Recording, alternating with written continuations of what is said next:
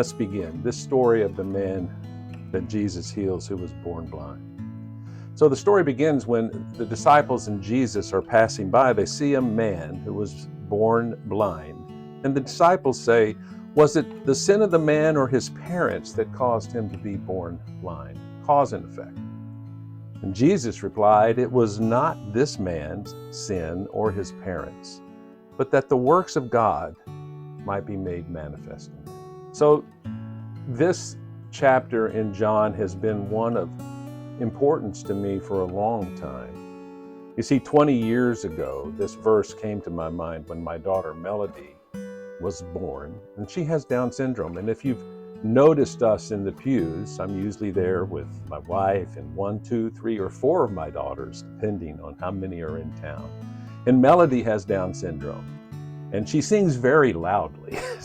Her name is Melody, and the people that sit in front and beside turn around and said, oh, we love your voice. And yes, she's called Melody.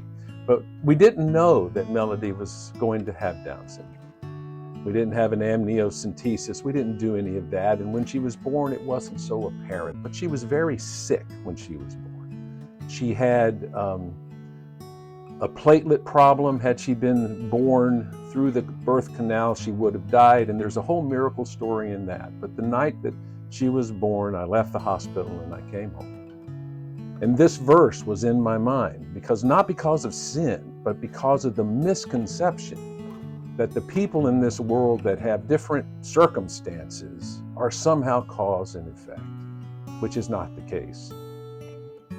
Melody's a delight.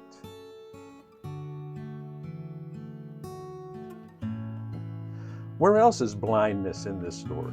This man was a beggar. He was on that street corner how many years? He was of age because the Sanhedrin considered his testimony and not that of his parents. And he was not recognized when he came back. Who do we not recognize that we see every day? In this Lenten season, look for those who sometimes are marginalized and maybe consider taking a look at them in new ways.